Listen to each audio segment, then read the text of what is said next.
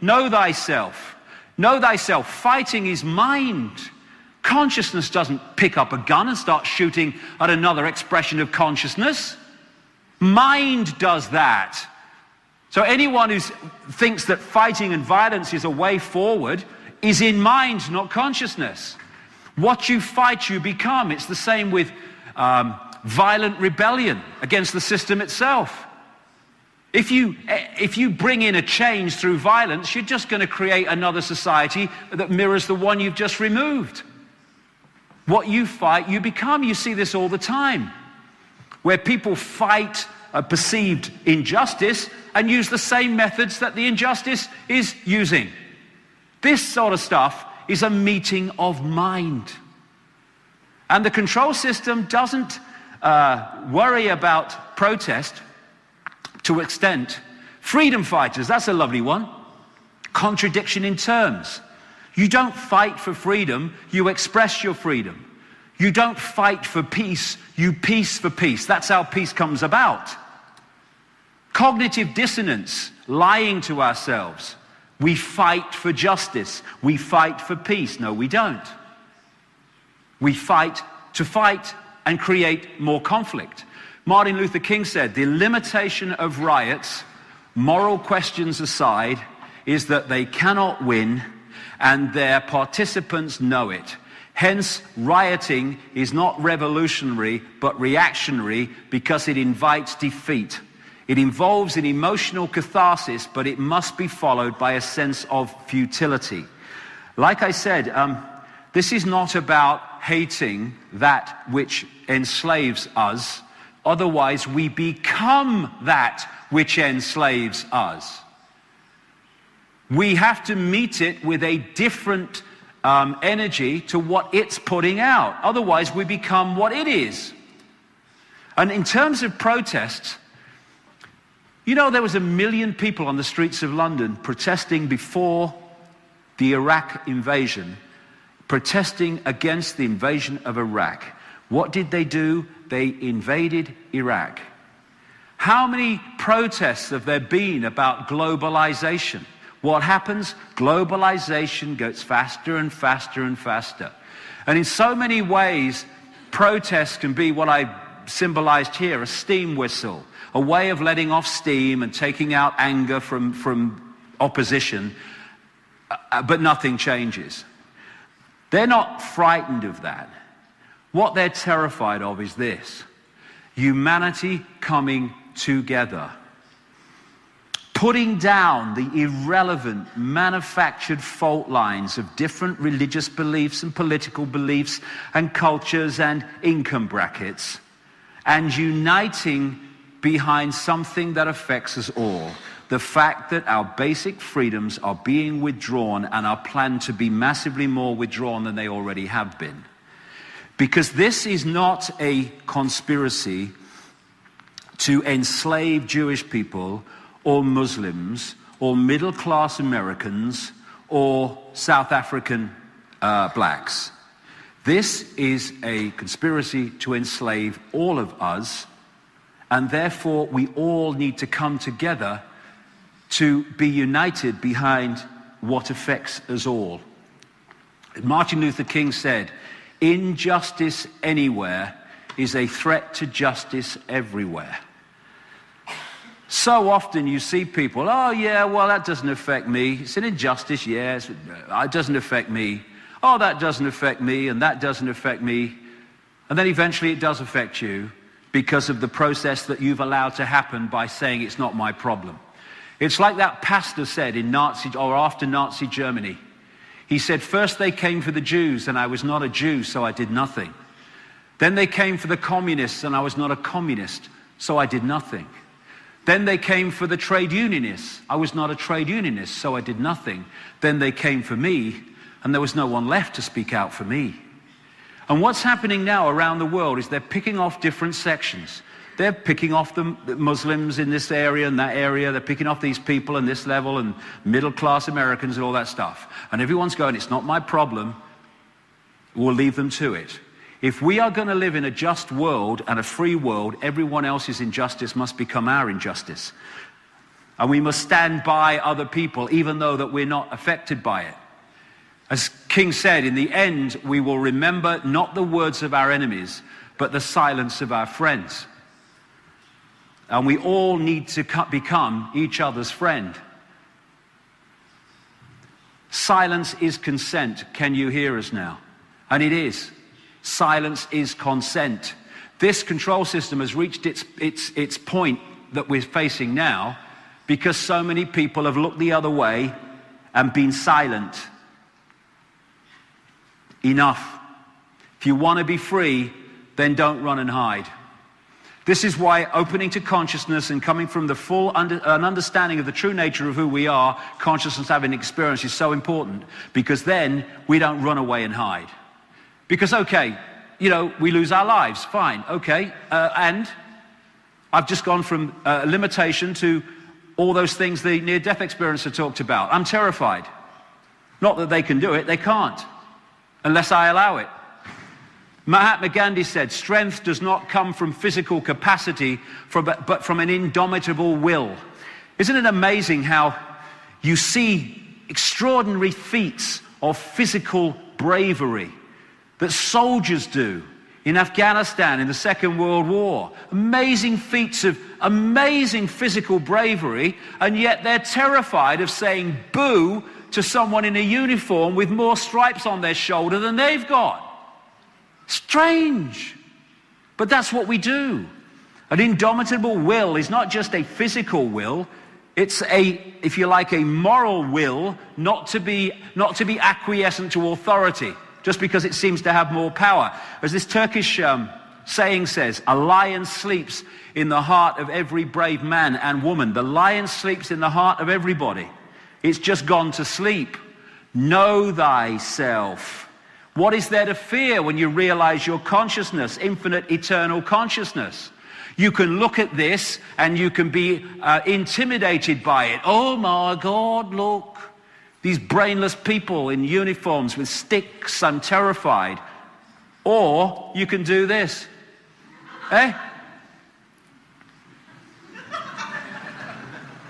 It's just a different perception of the same situation. The only way we can be controlled en masse is if we comply, to use this American word that keeps getting repeated, if we comply with what we're told we must do. If someone is in the parliament and they come out and they say, we've had a discussion and we've decided this is going to happen, if the people in enough numbers say, no, it's not, where's the power? The power is in acquiescence. Oh, well, I don't agree with it, but I suppose we had better all do it. It's the law. Why? If it's unjust, if it's controlling, if it's suppressing. Because this tells the story, this. The pyramid. Where do we look at in a pyramid for power? We look there at the top, where the eye is. Oh, there's the power in the pyramid. That's what we see in these structures. But look at it. They few are up there because these silly sods in vast numbers are here holding that up. When we walk out and say we're not complying with our own slavery any longer, there's a massive crash and that comes down. Because we, the people, are holding up the edifices of power that are dictated to us from the few from the top. These edifices of power are nothing more than a house of cards, which we are holding together. When we say, I'm not holding this card together anymore, I'm not acquiescing with my own slavery, it's over. And change must take place, and that's what consciousness is going to bring. Simple example. In Britain today, they're fining people about £200 for putting their trash can out on the wrong day or in the wrong place. 200 quid. And what happens? People go, it's terrible. That's Big Brother coming in. I think it's disgusting. And the next thing is, what's on the TV tonight? Now, what if instead of moaning, thousands of people in that area put their wheelie bins, their trash cans out in the wrong place on the wrong day indefinitely until the law was changed. Doing it like that, the system couldn't cope. It can pick people off individually, yes, but together, we're not having this. They can't do it. We have the power. We've just given it away. This says your vote is your voice. Rubbish. If you've got the choice between voting for this mask on that face and that mask on that face, there is no voice and there is no choice. We're not going to change this politically. We're going to change this by ceasing to acquiesce and cooperate with the system that enslaves us. If we won't comply, no, the system can't function. That doesn't mean we don't comply with everything. There's lots of things that, okay, that's all right, we should do that, and it helps to organize society. But imposition, control, suppression, injustice, no. In California now, there are hundreds of thousands of people a month losing their homes. And let's take this round, shall we? Why are you losing your home? I can't pay the mortgage. I can't pay the bank. Why can't you pay the bank? Because there's been an economic depression and we've lost our jobs. Who caused the economic depression? The banks that are now taking your home away. And you're leaving? You're leaving? What are we doing? We face that injustice and we pack our bags and walk out. What if those hundreds of thousands of people a month who've been subjected to that in one American state alone said, we ain't leaving? We're not leaving because the people making us leave are the people that have created the reason we have to leave. The system couldn't cope. It can pick people off individually. It can get people to do it en masse when they just acquiesce. When we say we're not having it in any like numbers, this is why coming together is so important, the system is impotent. It has no power. You must have compulsory vaccinations. No, not having it. Look what happened last year. All this hype about the swine flu. People said no. What happened? Nothing. What they wanted to do was not possible. Then they're trying to do it another way this year. You must do what we say, dark suits tell us. No. We will not acquiesce with our own slavery anymore. It's what I call the non-comply dance, where we dance to a different drum, we dance to a different beat. We're no longer little me taking it from this edifice of apparent power. We're deciding our own destiny, our own lives. I am all that is. You cannot grant me my freedom, nor can you take it away, because I am freedom. You in a dark suit think you can take my freedom away? Are you kidding? What would infinite consciousness do? What would infinite consciousness do in the situations we face? Well, this is what it would do. If it's not right, don't do it. If it's not true, don't say it. And you know what would change this world overnight? And this is where consciousness will come in and do this.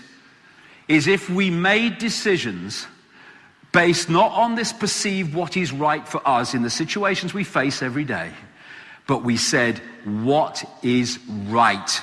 What is the right, just, and fair thing for me to do in this circumstance that I face? Because of the control system and the way we perceive and survival and me, what we're doing all the time in these situations, we're saying, what is the best thing for me here? What are the consequences for me? And so we're making decisions all the time, not based on what is fair and right and just, but what is best for us. And that's why we live in the world we do. If we change that, and we say, what is right and just and fair, that's what I'm going to do. Okay, I might not make so much money as I would if I did what was right for me, the best for me. But it's right and it's just and it's fair. Society would transform. If we want a world of peace, we need to be peaceful. It sounds trite and simple, but it happens to be true. If we're all peaceful with each other, we're in a world of peace. If we're all kind to each other, then we're in a world of kindness. We have the power. You know, we complain about wars, and yet we argue and fight among ourselves, which is just an individual version of the collective thing we call a war. When we change, the world must change. This is why consciousness, the expansion of consciousness, is going to transform this world, because it's going to bring out a totally different perception and interaction and sense of values. As Martin Luther King said, cowardice asks the question, is it safe? Expediency asks the question, is it politic? Vanity asks the question, is it popular? But conscience asks the question, is it right? And there comes a time when one must take a position that is neither safe, nor politic, nor popular, but one must take it because it is right.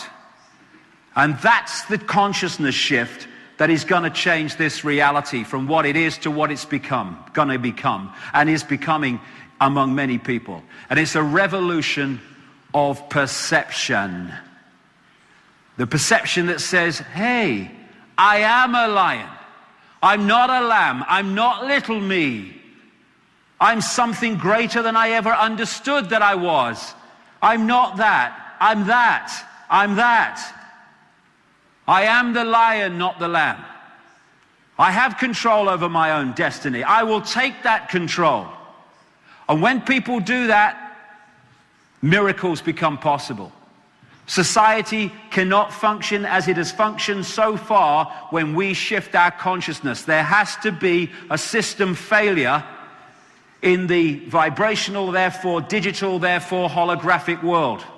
And we're being given the opportunity now with this truth vibrations, and as it moves on and it's getting quicker all the time, the quickening, to open the door, to open the lock, to open the key, to say, as the poet Shelley said, the English poet, rise like lions after slumber, in unvanquishable number.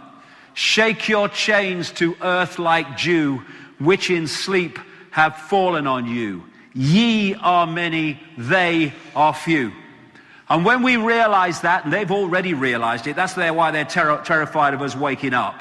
When we say enough, no more slavery, no more little me, and we express the true magnitude of who we are, we'll realize the chains can be broken. Because they weren't there at all, really. They were just chains in our mind, believing that someone had power over us when they didn't. It's time to fly. It is time to fly. A lion sleeps in the heart of every brave man and woman. The lion sleeps in the heart of everybody. It's just gone to sleep. Know thyself. What is there to fear when you realize your consciousness, infinite, eternal consciousness? You can look at this and you can be intimidated by it. Oh my God, look. These brainless people in uniforms with sticks, I'm terrified. Or you can do this. It's what I call the non-comply dance, where we dance to a different drum, we dance to a different beat. We're no longer little me taking it from this edifice of apparent power. We're deciding our own destiny, our own lives. I am all that is. You cannot grant me my freedom, nor can you take it away, because I am freedom. We have the power. We've just given it away. We're going to change this by ceasing to acquiesce and cooperate with the system that enslaves us. If we won't comply, no, the system can't function. You must do what we say, dark suits tell us. No. We will not acquiesce with our own slavery anymore. We have the power. But look at it. They, few, are up there because these silly sods in vast numbers are here holding that up. When we walk out and say we're not complying with our own slavery any longer, there's a massive crash and that comes down. Because we, the people, are holding up the edifices of power that are dictated to us from the few from the top. These edifices of power are nothing more than a house of cards, which we are holding together. When we say I'm not holding this card together anymore, I'm not acquiescing with my own slavery, it's over.